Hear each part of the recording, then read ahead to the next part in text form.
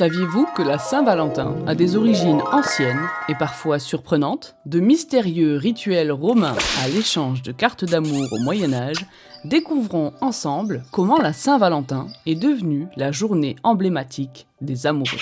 Tout au long de ce mois de février, placé sous le signe de l'amour, nous allons explorer des récits historiques romantiques. Si tu es passionné de récits historiques, je t'invite à t'abonner et à activer la cloche pour ne pas manquer mes vidéos.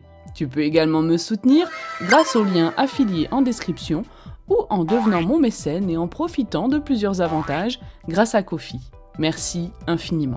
Et surtout, restez bien jusqu'à la fin pour découvrir comment certaines traditions modernes de la Saint-Valentin ont des racines beaucoup plus profondes qu'on ne le pense. La Saint-Valentin telle que nous la connaissons aujourd'hui pourrait bien puiser ses racines dans une ancienne célébration romaine, les Lupercales. Chaque année, aux alentours du 15 février, les Romains célébraient les Lupercales, une fête païenne dédiée à Lupercus, le dieu de la fertilité et de la nature sauvage. Les prêtres, appelés Luperques, accomplissaient un rituel étrange. Ils sacrifiaient des chèvres, découpaient leur peau en lanières, puis parcouraient les rues en fouettant légèrement les passants, notamment les femmes, pour favoriser la fertilité.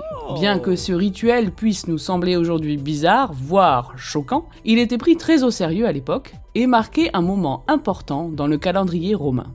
Mais lorsque le christianisme s'est imposé dans l'Empire romain, de nombreuses fêtes païennes ont été réinterprétées, voire supprimées. C'est ainsi que les Lupercales furent progressivement remplacées par une célébration chrétienne, celle de la Saint-Valentin.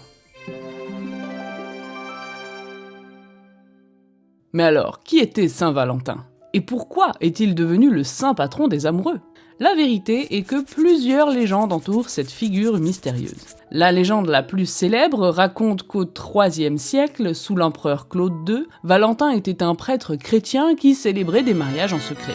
L'empereur avait interdit ces unions, estimant que les hommes célibataires étaient de meilleurs soldats, mais Valentin, fidèle à sa foi, défia cet ordre. Lorsqu'il fut découvert, Valentin fut emprisonné, torturé, puis exécuté le 14 février.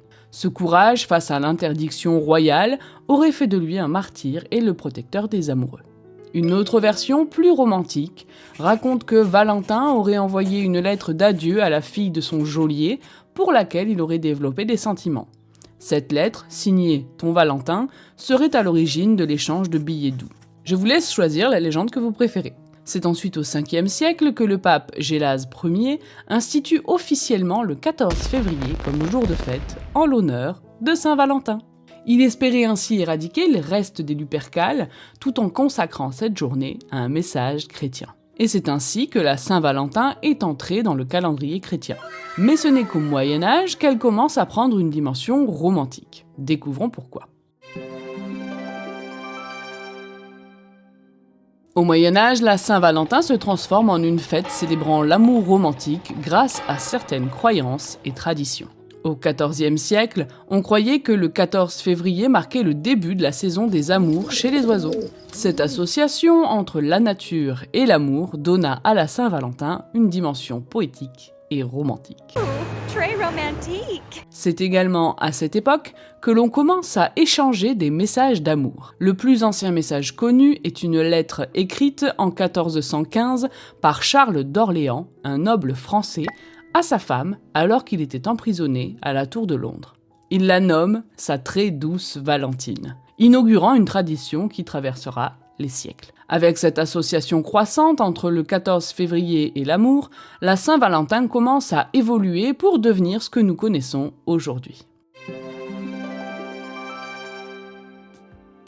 Au XVIIIe et XIXe siècle, la Saint-Valentin prend une forme plus proche de celle que nous connaissons aujourd'hui. En Angleterre, les amoureux commencent à s'échanger des cartes décorées de cœurs et de fleurs. Ces cartes, souvent accompagnées de poèmes romantiques, deviennent rapidement une tradition populaire.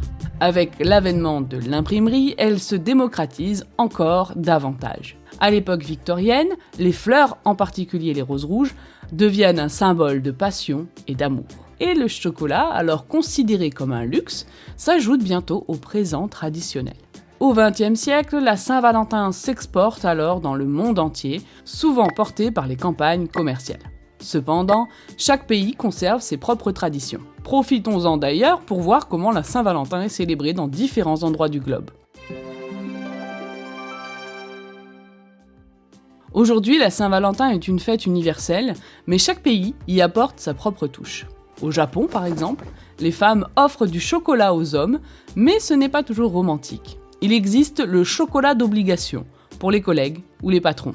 Un mois plus tard, le 14 mars, les hommes répondent avec des cadeaux lors du White Day.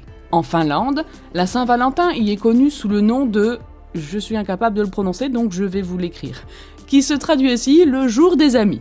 Ici, on célèbre l'amitié plutôt que l'amour romantique. En Afrique du Sud, enfin, certaines femmes épinglent le nom de leur amoureux sur leur manche. Une tradition d'ailleurs inspirée des Lupercales romaines. De ses origines païennes et ses légendes chrétiennes à la popularité mondiale d'aujourd'hui, la Saint-Valentin nous montre comment les traditions évoluent et s'adaptent à leur époque. Et vous, quelle tradition de la Saint-Valentin vous a le plus surpris? Préférez-vous les cadeaux modernes ou des roses et du chocolat? Si vous connaissez d'autres traditions notables à travers le monde, n'hésitez pas à les partager en commentaire. N'oubliez pas de vous abonner et d'activer la cloche pour découvrir d'autres récits fascinants tout au long de ce mois de février. Vous pouvez d'ailleurs retrouver les vidéos sur les romances historiques dans la playlist dédiée que je vous fais afficher juste après. Merci pour votre soutien et à bientôt.